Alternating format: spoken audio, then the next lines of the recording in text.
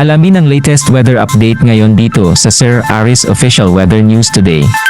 Ang pong epekto ng northeasterly wind flow o yung may kalamigang hangin po galing dito sa Hilagang Silangan at nagdadala pa rin ng minsan malalakas sa ulan dito sa Northern Luzon. Habang sa natitirang bahagi ng ating bansa, andyan pa rin ang mga localized thunderstorms lalo na sa dakong hapon hanggang sa gabi.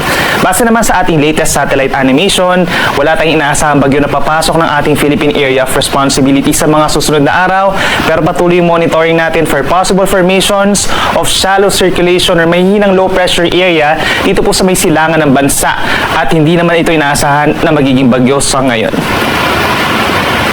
Ngayong araw, asahan pa rin na mataas sa tsansa ng ulan dito po sa may Cagayan Valley, Cordillera Administrative Region at lalawigan ng Aurora dahil pa rin yan sa northeasterly wind flow.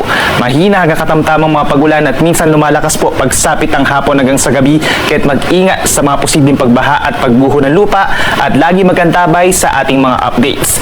Sa natitirang bahagi ng Luzon, andyan pa rin ang bahagyang maulap hanggang maulap na kalangitan, umaga hanggang tanghali, pero may mga areas na dito sa natitirang bahagi ng Central Luzon plus Ilocos Region ang magkakaroon na ng mga isolated na pag-ulan. Pagsapit ang hapon hanggang gabi, malaking bahagi na po ng Luzon ang magkakaroon ng mga isolated rain showers or thunderstorms na usually po ay nagtatagal ng 2 hanggang 3 oras. Temperature natin sa Metro Manila mula 25 hanggang 32 degrees pa rin, habang sa Baguio nananatiling malamig from 17 to 22 degrees Celsius.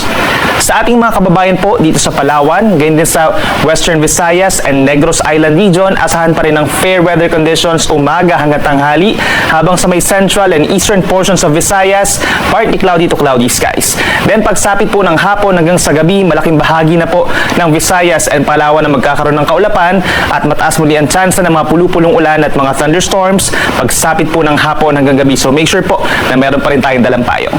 Temperature natin sa Metro Cebu, 26 to 32 degrees Celsius. At panghuli sa ating mga kababayan po sa Mindanao, aasahan pa rin ang maaraw na panahon most of Mindanao sa umaga hanggang sa tanghali. Nasasabayan ng mainit at maalinsangan na tanghali, pero pagsapit muli ng hapon hanggang sa gabi, maraming lugar na magkakaroon ng mga kaulapan, lalo na yung malapit po sa mga kabundukan, at aasahan pa rin ang mga isolated na ulan at mga thunderstorms na usually nga po ay nagtatagal ng 2 hanggang 3 oras. So magdala pa rin po ng payong kung lalabas ng bahay, lalo na pagsapit ng hapon. Temperature natin sa Zamboanga City, pinakamainit hanggang 34 degrees Celsius, habang sa Davao City hanggang 33 degrees Celsius.